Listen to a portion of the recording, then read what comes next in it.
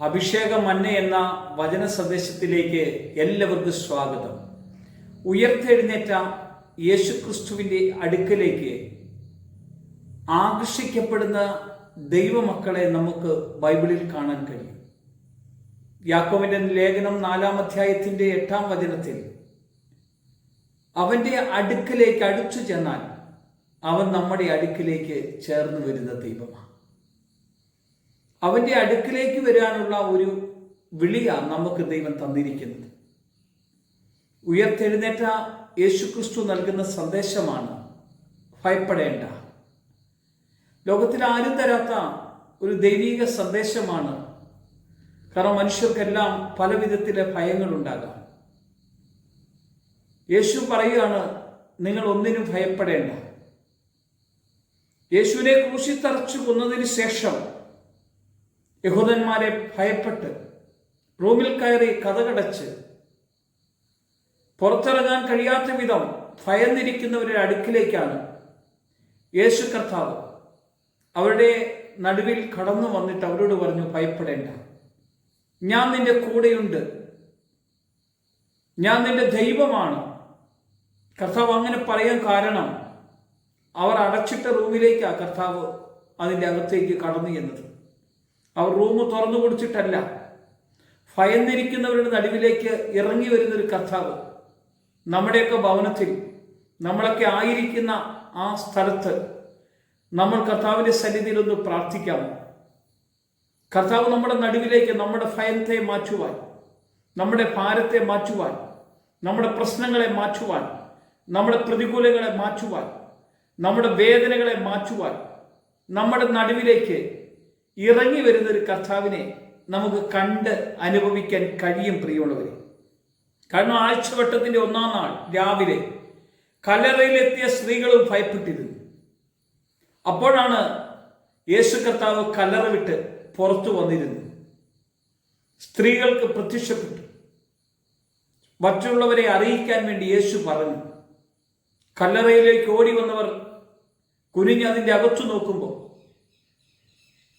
യേശുവിനെ കണ്ടില്ല. ഇവിടെയാ ഭയപ്പെട്ടിരുന്നവരുടെ കൂടെ പ്രവർത്തിക്കുന്നൊരു കർത്താവ്. എമ്മാവൂസിലേക്ക് പോയ ശിഷ്യന്മാര് ഭയന്ന് വിറച്ച്, ഇതാ ഒരു കാര്യം അറിയാത്തവനാണോ ഒരു തോട്ടക്കാരൻ എന്ന പോലെ യേശു കൂടെയുള്ളത് അറിഞ്ഞില്ല. ഭയന്നിരിക്കുന്ന സാഹചര്യത്തിൽ നമ്മൾ അറിയില്ല. യേശു കൂടെ നടന്നാൽ ചിലപ്പോൾ നമ്മൾ അറിയില്ല. നമ്മുടെ സംസാരങ്ങൾ യേശു ഇല്ലാത്തതുപോലെയാകാം. എന്നാൽ യേശു കൂടെയുണ്ടെന്ന് എപ്പോഴറിയുമോ? യേശു പറയുന്ന വചനം കേൾക്കുമ്പോൾ ഹൃദയത്തിൻ്റെ ഉള്ളം കത്തിക്കൊണ്ടിരുന്നു അവരുടെ. ഞാൻ പറയാം, ഈ വചനം നിങ്ങളുടെ അകത്ത് ജീവിതത്തിൽ ചില മാറ്റങ്ങൾ ഉണ്ടാക്കിക്കൊണ്ടിരിക്കുന്ന വചനമാണ്. അത് കർത്താവിൻ്റെ വചനമായതുകൊണ്ടാണ്. ഇത് ചലനം ഉണ്ടാക്കുന്ന വചനമായതുകൊണ്ടാണ്. എമ്മാവൂസിലേക്ക് പോയ ശിഷ്യന്മാരുടെ ഉള്ളം കത്തിയത് അവരുടെ ഉള്ളു തുറക്കുന്ന വിധത്തിലേക്ക് യേശു സംസാരിച്ചു. എങ്കിലും യേശുവിനെ തിരിച്ചറിയാൻ കഴിയാത്ത വണ്ണം അവരുടെ കണ്ണുകളെ യേശു അടച്ചിരുന്നു. പലപ്പോഴും ഈ വചനം കേൾക്കുമ്പോൾ നമ്മൾ ഹൃദയമൊക്കെ ജ്വലിക്കും, നല്ലതാണെന്ന് പറയും.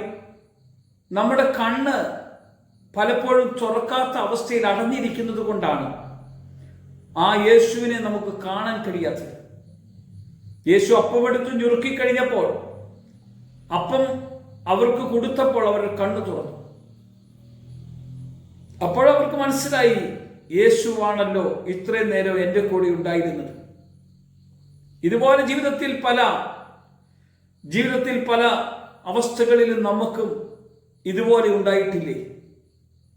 എന്നാൽ ഞാൻ പറയാം, നമ്മളെ ആശ്വസിപ്പിക്കുന്ന ഒരു കർത്താവ് നമ്മുടെ കൂടെയുണ്ട്. അതുകൊണ്ടാണ് യോഹന്നാൻ 14:27 പറഞ്ഞത്, എൻ്റെ സമാധാനം ഞാൻ നിങ്ങൾക്ക് തന്നിട്ട് പോകുന്നു, അത് ലോകം തരുന്നത് പോലെയല്ല. ലോകം തരാത്ത, സ്വർഗം തരുന്ന, ദൈവത്തിൽ നിന്ന് മാത്രം വരുന്ന, ഭയപ്പെടാതിരിക്കണമെന്ന് പറഞ്ഞ ആ ദൈവിക സന്ദേശത്തിന്റെ ഏറ്റവും വലിയ ശക്തി യേശു കർത്താവ് നമുക്ക് വെളിപ്പെടുത്തി തന്നത് അവന്റെ സമാധാനത്തിന്റെ ദൂത. പ്രിയമുള്ളവരെ, അതുകൊണ്ടാണ് ഈ സമാധാനത്തിന്റെ പ്രത്യേകതകൾ നമുക്ക് കാണാൻ കഴിയണം. നിങ്ങൾക്ക് സമാധാനം എന്ന് പറഞ്ഞത് യോഹന്നാൻ സുവിശേഷം 20:19 ഭയവും നിരാശയും കൊണ്ട് സ്വസ്ഥത നഷ്ടപ്പെട്ടവർക്ക് ഏറ്റവും അത്യാവശ്യം സമാധാനമാണ്. ഗുരുവിനെ പിടിച്ചു കെട്ടി കൊന്നവർ തങ്ങളോട് ചെയ്യാൻ പോകുന്നത് എന്തായിരിക്കുന്നുവെന്ന് പേടിച്ചു വിറച്ചിരിക്കുന്നവരുടെ നടുവിൽ അവരുടെ ഭയങ്ങളെ മാറ്റിയ കർത്താവ് ലോകം തരുന്നത് പോലെയുള്ള ഒരു സമാധാനമല്ല ദൈവം തരുന്നത്. ദൈവം തരുന്ന സമാധാനം നിത്യസമാധാനമാണ്. അവിടെ ഭയങ്കര ഒരു ദൈവിക സാന്നിധ്യം അനുഭവപ്പെടും. അവന്റെ അടുക്കലേക്ക് ഒന്ന് അടുത്തു വരാമോ? ഒന്ന് താഴ്ന്ന ഹൃദയത്തോടെ, താഴ്ന്ന മനസ്സോടെ എൻ്റെ കർത്താവേ, എൻ്റെ ദൈവമേ എന്ന് മനസ്സുകൊണ്ടൊന്ന് പ്രാർത്ഥിക്കാമോ? ഈ വചന സന്ദേശത്തിന്റെ കൂടെ നിങ്ങൾ ഒന്ന് ചേർന്നൊന്ന് ദൈവത്തെ ഒന്ന് നന്ദി പറയാമോ? കർത്താവേ, നിന്റെ ശക്തിയാൽ ഇന്ന് നിറയ്ക്കണം. നിന്റെ വചനത്തിന്റെ ആഴം ഞങ്ങളുടെ ഹൃദയത്തിന്റെ അകത്തേക്ക് വെളിപ്പെടണം കർത്താവേ. പലപ്പോഴും വചനം കേൾക്കുന്നുവെങ്കിലും ഹൃദയം ജ്വലിക്കുന്നുണ്ടെങ്കിലും കൂടെ യേശു ഉണ്ടെന്നുള്ള തിരിച്ചറിവില്ലാതെ ഈ വചനത്തിന്റെ ആ ജ്വലനവും യേശുവിന്റെ വചനം കേൾക്കുന്നത് മാത്രമായി മാറാതെ അവനെ തിരിച്ചറിഞ്ഞ് അവന്റെ ശക്തിയെ അനുഭവിക്കാൻ ഇന്നീ പ്രഭാതം എന്നെ ബലപ്പെടുത്തണം. ഇന്നേ ദിവസം എന്നെ ശക്തീകരിക്കണം. യേശുവിന്റെ മഹത്വം വെളിപ്പെടട്ടെ. യേശുവിന്റെ നാമത്തിൽ തന്നെ ആമേൻ.